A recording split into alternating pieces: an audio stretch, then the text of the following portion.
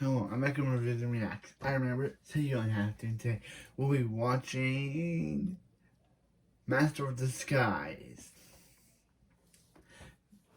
The last time we watched AI, and for how good that movie was, it just had the terriblest ending. So bad that I walked out of the review, did an intermission, and then came back.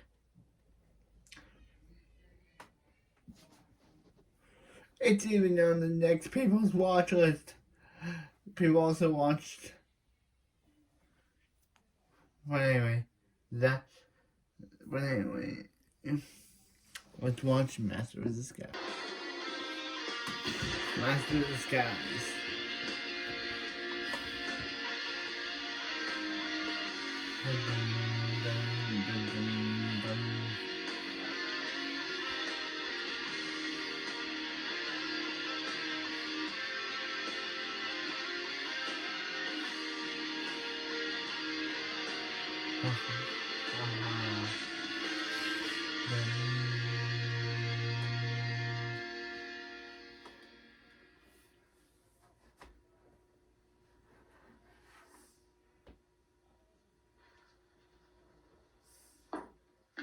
It ended with off with some boring comment. It's free cable. I still wouldn't recommend it. The third worst comedy I've ever seen. To review a bad comedy is one of the toughest things to review because there's only so many times you can say, that's not funny. And on top of that, only so much that a person like me can take. So rather than look at this film as a comedy, I'm instead going to look at it as cinematic suicide. A film that wants to die and tries everything in its power to die. That way, when I shove it up Dana Carvey's anal passage, I will feel no guilt whatsoever. With that said, Master of Disguise. Oh, it's called The Master of Disguise. Why is it put the? I call this movie the crowning achievement of failure from production company Happy Madison. This is Adam Sandler's production company that seems to reward the strange phenomenon that despite someone like Sandler having many different talents, he somehow makes millions by insultingly using none of them. And thus, Happy Madison has wanted to help other comedians make money with no identifiable effort whatsoever, and because this has Adam bombed career after career after career. I don't know what they do. Maybe it's like one of those Harry Potter ring rape ripoffs that just come in and suck out all the funny out of you. And one of those often funny comedians that seem to suffer from Happy Madison's touch of death is Dana Carvey. This was an SNL cast member who had a great talent for impersonation and an all-around upbeat feel to him. He even had a couple of hit movies with his friend Mike Myers in Wayne's World and Wayne's World 2. But his rising star was having trouble finding a solar system to call its own, and a lot of his projects were starting to tank. And whatever measly speck of hope he had left was sodomized and buried when he wrote and starred in this fucking hunk of shit. How bad is it? Well, Rotten Tomatoes has given it 1%. And according to what I hear, a lot of their statistics have a 1% margin of error. That bad, people! That bad! So, let's see why all of this is warranted. This is Master of Disguise. Really? Just 1%? Oh. Yeah. So we start out with some background text. Oh wait, this is for a Happy Madison audience. Better read it for them. Many centuries ago, Well, it's bad when we can't read the text ourselves. Apparently they became so good at this that in 1979, one of them could transform into a 2002 looking Bo Derek. This is a no life for my son. I will never tell him of his true destiny. That's James Brolin playing the father of our main character, who was born years later under the name Pistachio Disguisey. Now, you may think that name is fucking ridiculously obvious, yes. But remember again, Happy Madison production. I'm surprised they don't spell everything out like this so that their audience doesn't get confused. Clunky building windows. What an unexpected surprise, love cake. Of course, the joke is that Pistachio is not very smart. But it's okay. They at least wrote in a boatload of charm for him. Oh wait, they did not. Excuse a young man, I couldn't help but notice. He has you more. became acquainted General with Javonic Samuel has more Italian than Pistachio, him. why don't you do one of your funny voices and cheer the kid up? You mean he wasn't already? Oh God. Is that gonna be the voice he's gonna use throughout the majority of the movie? Inject me! Inject me right now! Come on, kill me! I don't want to wait to die! Just what are you doing? Just had to stick you. It was a joke, Rachel. Oh. Okay. Yeah, Rachel doesn't know what she wants to do with this. Were you just standing with a syringe in the corner the whole time? Yeah, she was. You know. Get out of there as we ponder why she does the things she does. That is one of his many voices for the Oh kid. no. Why don't you get away from me, donkey? What you talk about get away from you? I'm making waffles. Well, to be fair, it wasn't that funny when Shrek did it either. Oh, I see you like my dog. Well, perhaps your papa will buy you a dog. I never had a dad. A dog, So what you might What? have figured out early on is that Dana Carvey seems to have the basics of comedy a little backwards. It's not funny voices and faces that makes a character, it's a character that makes funny voices and faces. And this one has little to no identity outside of an over-the-top accent. Even Mario will be shouting racist at him. Watch and learn, my friend. Yeah. I got the fathers and meatballs, that is offensive. Maybe that's why he can't hold down a girlfriend for 2 minutes either. Look, Pistachios, the silly voices, the making faces, it was fun for like 1 second. Hey, Oh my God, hey, that's the movie. That's the movie right there. hey, it's You summed Alex's it up in mom 1 from sentence. Wizard How of the did you Waverly do that? Place. Something else Carvey should have picked up is that character is based on investment, and it's hard to be invested in someone who clearly is not invested in anything going on around him, but instead how silly he can make his performance. Take a look at this scene and tell me if Carvey, the incredibly fleshed out Pistachio character, shows any signs of caring when he discovers his mother and father have been kidnapped. Ransacked. Everything different. What? Please, Heavenly Father, show me a sign. I promise I will never mock you again. My family is missing and I don't know what to do. I don't know what to do. I don't know what to do. Yeah, he just seems more occupied and smiling with his mouth open. I think the music is actually trying harder than he is. A cannoli is a better actor than him right now. I at least believe it's a cannoli. I don't know what to do. I don't know what to do. I don't know. Yes, go lie down. Yeah. Being unfunny can take a lot out of you. Yeah. So they make an exorcist joke because it Why? existed. And he's visited by his grandfather, who says he can help him get his parents back by using the family talent of disguise. Unfortunately, they don't seem able to disguise him as a funny comedian. When you were in the room, did you hear something that sounded like this? Yes, exactly that.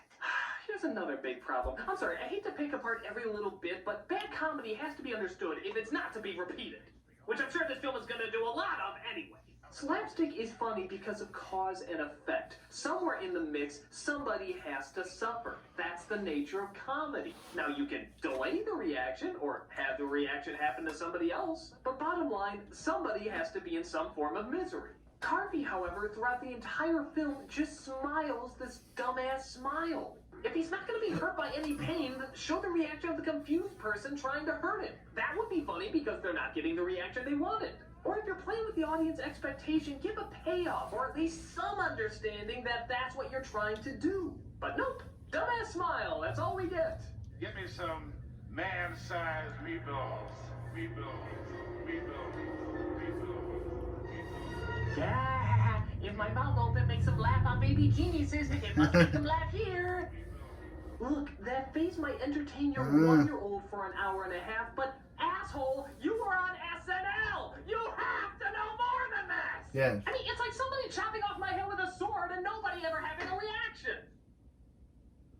Okay, is this gonna be like... Rachel that. Seriously, every single time I make a joke, am I gonna have to look behind my back and make sure you're not gonna kill me? Well, you know. No, I don't know. You're sending very mixed signals right now. And then Well, I'll just go do that. Rachel-y things I do. What is going So, on? if you're wondering why the hell doesn't just Grandpa go and save the parents, well, it's because the ancient book of disguises, which is a pop-up book, says he is not allowed. If a father and mother are missing, only a son who has become a master of disguise can save them without any direct help from the grandfather. But of course, direct help doesn't include as much help as fucking humanly possible. What with him training his grandson, giving him all sorts of tools, and sharing everything he knows about disguising. But to be fair, he'll need all the help he can get, as his father is being forced by Data. Oh wait, this is evil Data. So Lore.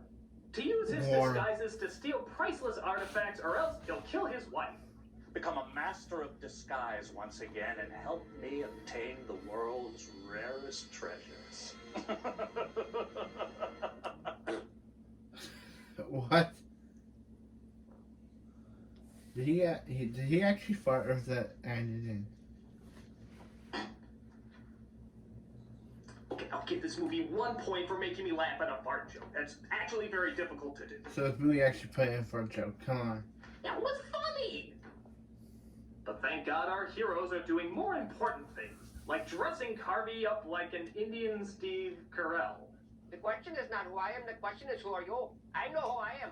I am Prince Lanejama from the Ringy-Dingy Heights, near Bombay, Calcutta, and New Delhi, India. Good fuck, he's making the guy from Short Circuit look politically correct. Hey, honey, what is for dinner? Anyone can put on a disguise and change his voice. That's another totally legit criticism of the movie. Do you need me, Phil? You seem to be doing well on your own. Oh, down one. Yeah, you like the kiss. Go get the key, Buttercup. You know you love it. Oh. You know, here's just the notes on that scene I took. I think that about sums it up. Is Rachel gonna But show? they better I don't know. hurry. She's not For gonna Lawrence show up and forcing try to kill Carvey's him and father to find. disguise himself as the only celebrities this movie's budget could afford, tricking people into handing over priceless treasures. You've got serious mask head. What? Another fart joke. You know, damn it, movie, you got me to laugh once. You got me to laugh once at a fart joke, a fucking fart joke. And then what do? You ruin it. You totally destroy it. You flew too close to the sun on wings of flatulence. Shame on you! So it's decided that the Master of Disguise needs an assistant. So they go ahead and put an ad out for one. Well, I was executive secretary for Jensen Rowe. Get out! Get out! What are you doing here? Mystery! Wrong! Take it away! And in answer to your question, I have no idea what's wrong with any of these applicants. Yeah, I really don't know. He just tosses them all out because they think a tracking shot is funny? Idiot! Get out! Get out! Maybe like the rest of the film, it assumes it can supply a decent comedy by supplying no decent comedy. 50 applicants, 50 losers. But the kid he comes across earlier turns out to have a steaming hot mother, of course, who also happens to be showing up to apply for the job. Measurements. What for? It's for a uniform. 35, 24, 34? You said 34? 34. Remember that friend about me? Mouth open is still funny. So she seems smart, intelligent, and quick on her feet. She might be the perfect candidate, except for one problem. Her butt is too small. No, really. That's what they consider a problem in this movie. Me like it. But this cat's got no mama caboose.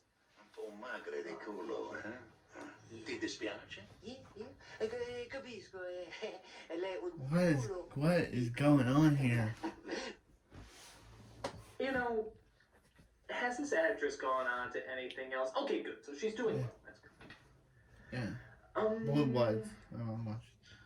I'm gonna write her an apology card anyway, because Lord knows somebody has to apologize to her. Deepest condolences, Stasia Craig. There we go. Yeah, I mean, I know it won't make up for it, but, you know, just something to ease the pain. Yeah.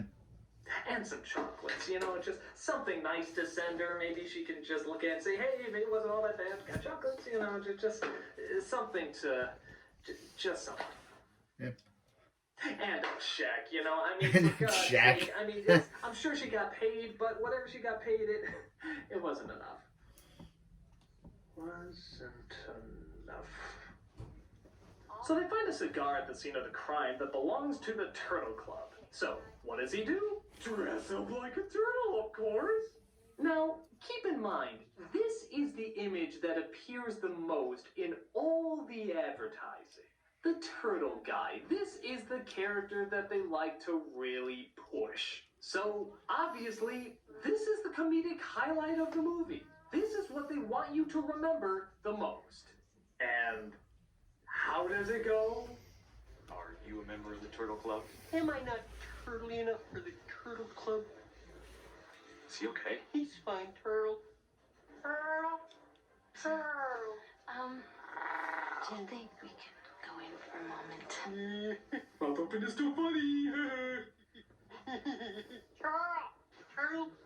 Not turtle. He's like the dumbed down version of Sheldon Cooper. Turtle. Sheldon Cooper's funny. This is not. And it's just that throughout the majority of the scene. Oh, I take it back. There is one moment where he bites a guy's nose off. What? So there's that. But otherwise, there's It nothing does- going on Yep. except him shouting. It's unfunny because Turtle. Turtle. Turtle. Turtle. Turtle. Now, movie, I want to be serious for a moment, and I just want to ask, in all honesty, nothing ironic, no cynicism, nothing, just straightforward, man to man. What did you think was going to happen here? What was the mindset? Did you really think that years later, people were going to be looking back, analyzing the brilliance of the turtle scene? How did they do it? Turtle scene. Ungodly genius. So many various levels in which it works. We should hold it up to the great comedic masters that come before us. really. Who's on first? Groucho in the mirror, Lucy in the chocolates, Fucking Turtle, of course, naturally. I mean, I believe I actually saw that on Turner Classic Movies when they were analyzing the brilliant comedic writers of any generation. Well, it is not so much the misconception that one would perceive a turtle club to be merely for reptiles, but the fact that he repeats the word turtle over and over. I don't get it. No, he repeats the word turtle over and over. I still don't get it. Yeah, I don't get it He either. repeats the word turtle over and over. I still don't get it. Well, fuck you, I thought it was funny. So they trace the cigar back to Lore's place, which of course means he'll have to don another disguise.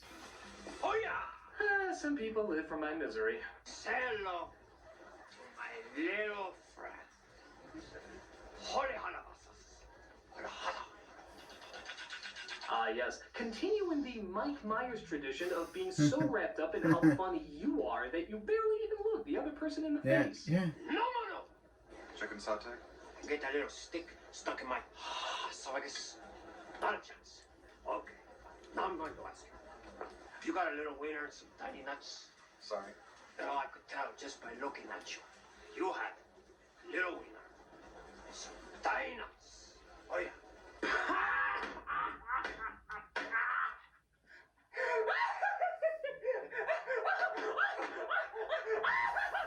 That is not funny.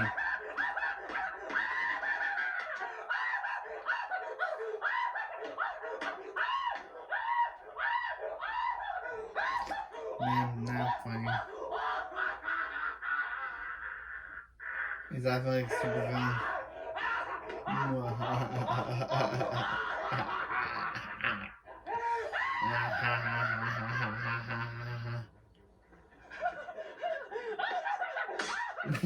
What? What is he becoming the Joker now? Bye.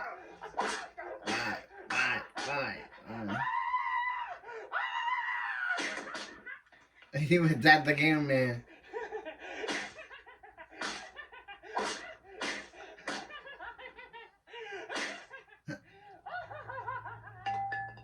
Okay, he killed that guy.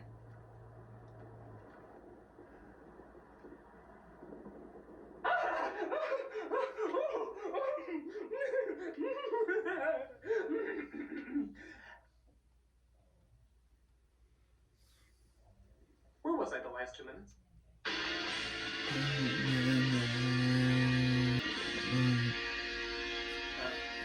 Yeah. No, I understand. Alright, bye. So, I might be going away for a while after this review. Just a heads up. But wait, you want more annoying impressions without any rhyme or reason? Don't worry, there's literally one 2 minutes away. Because apparently the guards never realized that if an obvious suspicious person is around, something fucking obvious and suspicious is probably going on.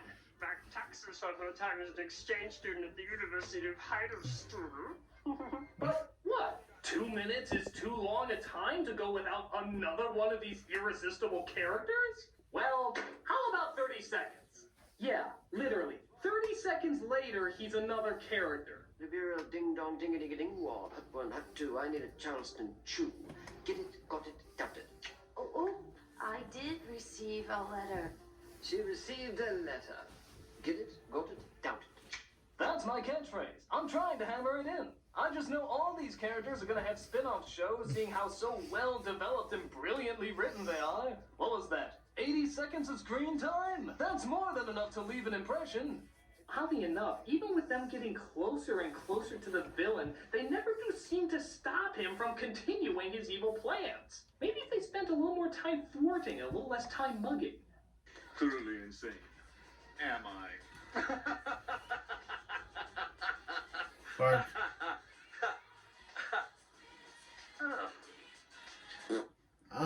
What is up with Oh my this? god, it was actually funny again. I'm not even joking, that joke actually became funny again this time around. It's like for all the terrible humor going on in this movie, there's a fascinating journey of this one joke and like the peaks and valleys it's taking and the evolution. It's actually kind of fascinating. Fart joke, how do you do it? It is all part of the journey. I simply go wherever the golden path may take. Well, I certainly look forward to what you discover next, Fart Joke. Peace be the humor. Cool runnings to you too, Fart Joke.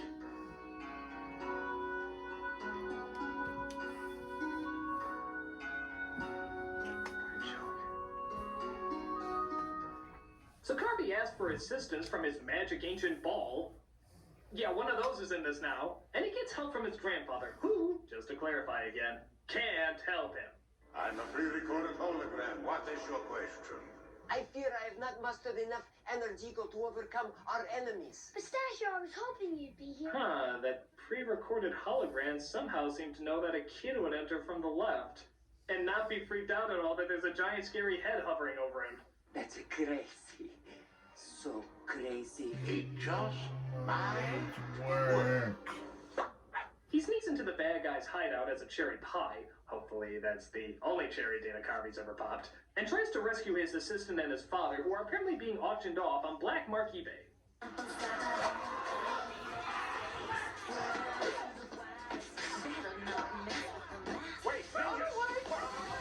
Really? Fucking really? He does the exact same move 3 times and that scares all the ninjas away? One move? One fucking move? I mean, it's like me using one move to fight off RoboCop in an Iron Man mask with a mariachi hat, carrying a bow and arrow, with Dutch shoes. What is going on? No, seriously, what is going on? What is all this? She's still there. It's my birthday. What? What? What? This is crazy. Get out of here! But Lore has another evil plan. He's glued a mask of himself onto Carvey's father and has hypnotized him into thinking he's really the villain. I was going to throw him off a cliff. Instead, I think I'll have him kill you.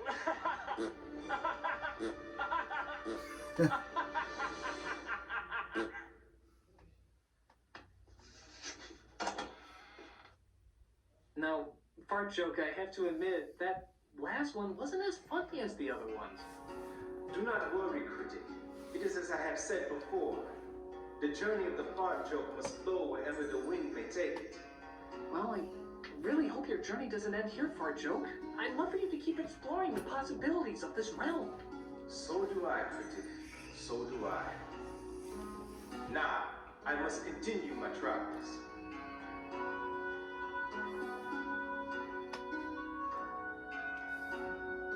Godspeed, Fart joke. Godspeed. But of course, Carvey convinces his father that he's not Lore, and he shakes his mask off. That's a thing now. But the fact remains that the villain still got away. So, through the means of no explanation, because we just want to get to the end credits, they discover where Lore is and trick him by having Dana Carvey do the only thing he was ever good at to begin with: imitating Bush. A different Bush this time, but don't worry, the annoyance still comes through. Would you mind if we had a picture together? I'll take your time. Now I'm ready. Is it me or is Brent Spiner trying to transform into Screech by the end of this movie? It's you! Zoinks! Zoinks. Oh yeah! He knocks him out by lightly tapping the side of his head, and he falls into the pool. Is he dead? Hey, Bowman, he makes me stinky. Who's your Fart joke. Fart joke. That last one was terrible. I know, critic. I know. But clearly my journey is over. As my scary time in this world has come to an end. Fart joke, no! We've had such an incredible journey together. You've totally changed my outlook on what foul humor is capable of. What is this film? Wise man once said, when the story is over, close the book. Did you just quote the first Herbie movie? Maybe. Goodbye, my friend. And remember, I am the breaking of the wheel. No, Fart joke, no! You can't leave yet! There's so much more you can teach me! Fart joke! Fart joke!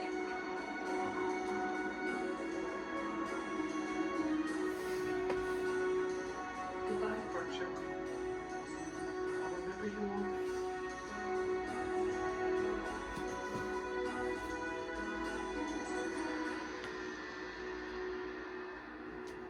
God damn it, movie! You killed the Fart joke! And just when you think they couldn't possibly kill anything else, the movie decides it also wants to kill our time. Yeah, just when you think it's time to go home, it turns out the movie is only an hour and 12 minutes long.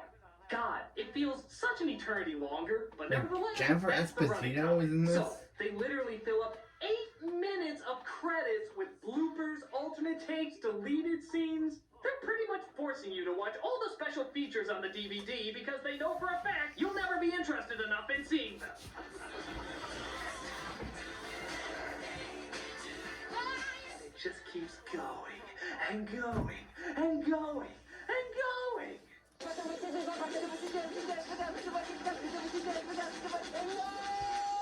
God, Jesus, just end! Love is thicker than your behinds. Just end! How about this? This is the world's first giant yo-yo. Just Here we go. I did not mean exactly, dummy. Mario? Alright, there we go. What you people still doing here? You tell me, asshole. You're the one keeping us hostage. You just saw the movie, okay? I'm trying to talk. All right? Goodbye. All right. So anyway. There we go. Goodbye. Okay, is that it? Is that really it? Are we truly done now? No more dogs. He's fully happy. That movie is the worst! It's amazing how unfunny it is, and what they confuse for comedy. If you gave your toddlers a camera and told them to film something funny, I bet you $1 million they will come up with something funnier than this. It's one of the worst comedies of all time, and for good fucking reason. Even if it did have that one joke that worked, even the movie found a way to kill it dead in its tracks. Because that's what the movie does. It kills comedy. And all I can say is, I'm gonna miss you, fart joke. I'm gonna miss you. I'm a nostalgia critic, and you killed my fucking fart joke! Oh. You will remember my birthday. What? Rachel, why'd she want to kill him so badly? Why'd she want to kill him so badly?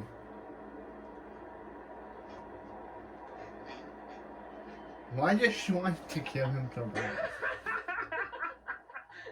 Oh no.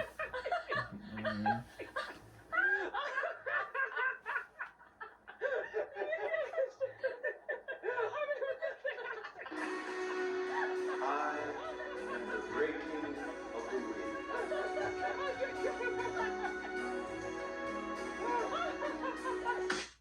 Oh. Happy birthday. Okay, this was Masters of Disguise. Or The Masters of Disguise. This movie was so bad. How could you make a movie with Donna Carvey, which I've never seen anything he's in. I've never seen Wayne's World. I've never seen anything he's in. This is my first experience seeing anything he's in. And I wouldn't want to see anything he's in. This was bad. This was bad. If he was good in Wayne's World and Wayne's World 2, how could you make this bad? How can you make this bad? He's not funny. His sidekick isn't funny. The only funny thing is the villain's farting for some reason. I don't get it. And also Rachel trying to kill the critic every time he tried to make a joke about something was so random. Like she would come in with a sword or a syringe or show up as Iron Man in a battle suit with a sombrero wearing duck feet. Yeah.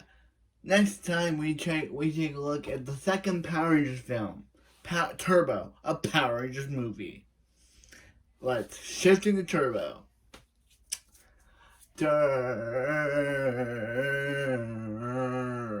Turbo, shift into Turbo.